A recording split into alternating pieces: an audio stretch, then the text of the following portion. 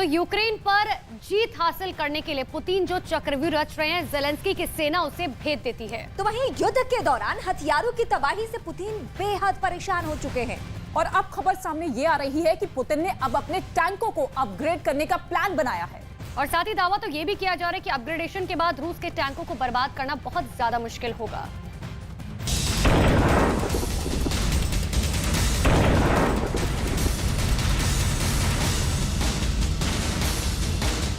हथियार की हानि मतलब देश के इकोनॉमी को नुकसान, जिसकी भरपाई होने की कोई उम्मीद नहीं दिखती। KA-52 हेलीकॉप्टर ही नहीं, यूक्रेन अब उन कैलिब्र क्रूज मिसाइलों का भी विध्वंस कर रहा है। यूक्रेन के डिफेंस सिस्टम की मजबूती का नया उदाहरण देखिए। कैलिब्र मिसाइलें रूस के सबसे खतरनाक हथियारों की कैटेगरी में बहुत ऊपर हैं, लेकिन अब ये कैलिब्र मिसाइलें यूक्रेन की सेना के टारगेट पर हैं।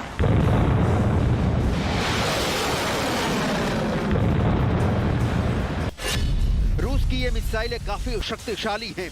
इन्हें 3M54 क्लब के नाम से भी जाना जाता है।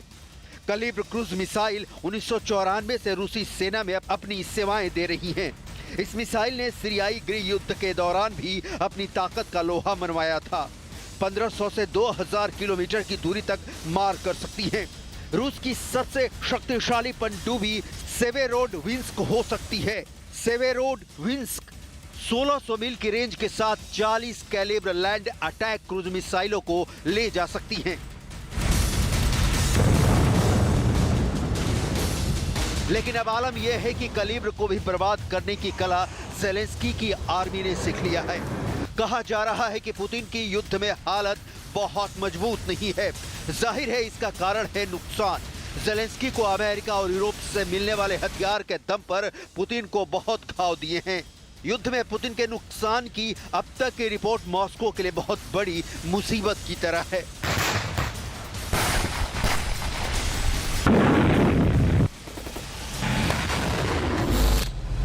रूस के टैंकों की तबाही का जख्म ज़ेलेंस्की ने पुतिन को इतना गहरा दिया है कि उसका भूलना मुश्किल है। यूक्रेन की सेना ने अमेरिका से मांगे जैवलिन से रूस के टैंकों का कब्रिस्तान बना दिया। अब रूस अपने T-72B3 टैंक को अपडेट कर रहा है। उसकी सुरक्षा के लिए नए स्टैंडर्ड वाली तकनीक फिट की जा रही है। रूस का यह टैंक शीत युद्ध के काल से ही रूस के भरोसे पर खरा उतरा है। इस टैंक को यूक्रेन में भी इस्तेमाल किया जा रहा है, लेकिन इसे ज़ेलेंस्की के अटैक से बचाने के लिए फुल प्रूफ प्लान पर रूस काम कर रहा है। T-72 टैंक के 2000 से ज्यादा यूनिट आज भी रूसी सेना में तैनात हैं। वर्तमान में इस टैंक का अपग्रेडेड वर्जन T-72B3 अभी कई देशों में तैनात है। भारत समेत 30 देशों के पास T-72 के अलग अलग वेरिएंट मौजूद हैं। 70 किलोमीटर प्रति घंटा की स्पीड से दौड़ सकता है T-72 टैंक। इसमें आधुनिक V92S2F इंजन लगाया गया है। ये डीजल इंजन 1100 हॉर्स पावर की ताकत पैदा कर सकता है। यह टैंक एक बार में 500 किलोमीटर की रेंज तक सफर कर सकता है।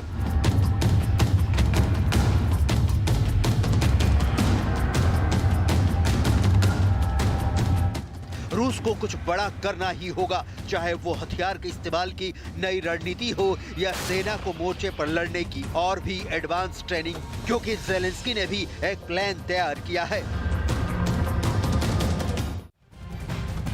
पुतिन ने भले ही अपने टैंकों को अपग्रेड करने का प्लान बना लिया हो, लेकिन सबसे बड़ा सवाल यह है कि क्या अपग्रेड होने तक ज़ेलेंस्की हाथ पर हाथ धरे बैठे रहे। ज़ेलेंस्की ने भी न्यू ईयर प्लान तैयार कर लिया है। युद्ध भूमि में इस वक्त क्या चल रहा है और आगे इस युद्ध का भविष्य क्या होगा, दिखाते हैं इस स्पेशल रिपोर्ट।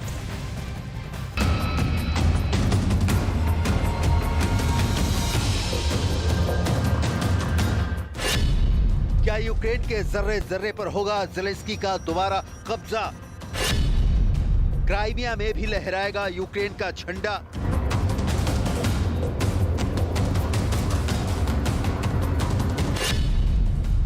सर्दी में ही ज़ेलेंस्की की सेना मनाएगी जश्न।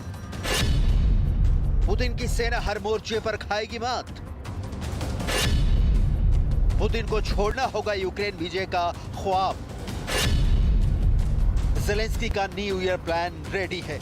युद्ध में गिरते गोलों के बीच ये भविष्यवाणी बहुत बचकानी लग सकती है कि पुतिन की सेना को यूक्रेन छोड़कर भागना होगा। रूस की सेना जेलेंस्की के सामने सरेंडर कर देगी और पुतिन को यूक्रेन का जीता हर हिस्सा जेलेंस्की को सौंपना होगा। यूक्रेन के एक टॉप के पूर्व कमांडर का दावा है कि जेलेंस्की 1 जनवरी 2023 तक युद्ध में जीत जाएंगे। बेन हॉज अमेरिका की ओर से यूरोप में सेना की कमान संभाल चुके हैं। अमेरिका के ये कमांडर जेलेंस्की की जीत की भविष्यवाणी किस आधार पर कर रहे हैं, इसकी डिटेल आपको दिखाएं उसके पहले बेन हॉज ने क्या कहा है, सुन लीजिए। विक्ट्री परेड के लिए कुछ भी कहना बहुत जल्दबाजी होगी, क्योंकि अभी कई महीने हैं जब भीषण युद्ध होगा। रूस इस बीच यूक्रेन की जनता पर लगातार हमला करता रहेगा, लेकिन मेरे दिमाग में संदेह नहीं है कि यूक्रेन आखिरकार जीत वाली तेजी हासिल कर लेगा।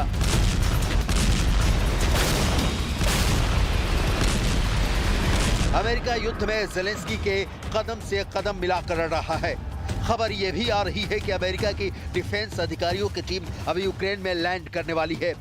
ये टीम यूक्रेन पर रूस के मिसाइल हमलों को रोकने के लिए यूक्रेन के रक्षा तंत्र को दुरुस्त करेगी। अमेरिका ने युद्ध के पहले ही ऐलान किया था कि वो यूक्रेन को हर संभव मदद करेगा, लेकिन उसकी सेना यूक्रेन की जमीन पर पुतिन के खिलाफ नहीं उतरेगी। और अब तस्वीर यह है कि अप्रत्यक्ष तौर पर ही सही अमेरिकी सेना यूक्रेन में रहेगी। जेलेंस्की को इससे बड़ी मदद क्या होगी? कमांडर बेन हॉजेज जेलेंस्की की जीत का दावा किस आधार पर कर रहे हैं, पहले उसे समझने की कोशिश करते हैं।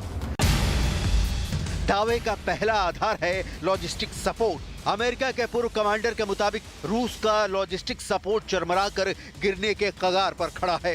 दावे का दूसरा आधार है इच्छा। रूस की सेना के पास लड़ने के लिए यूक्रेन की सेना की तरह इच्छा शक्ति नहीं दिखती। तीसरा आधार है रूस की सेना का वर्तमान में यूक्रेन में परफॉर्मेंस। चौथा आधार है क्राइमिया। अमेरिका के पूर्व कमांडर मानते हैं कि रूस की सेना 2 महीने के भीतर क्राइमिया भी छोड़ देगी, क्योंकि यूक्रेन का अटैक लगातार बढ़ रहा है। क्राइमिया को यूक्रेन से जोड़ने वाला बहुत अहम कच्छ ब्रिज को यूक्रेन पहले ही उड़ा चुका है, जबकि पुतिन के लिए यूक्रेन जंग में क्राइमिया बहुत बड़ा किरदार है।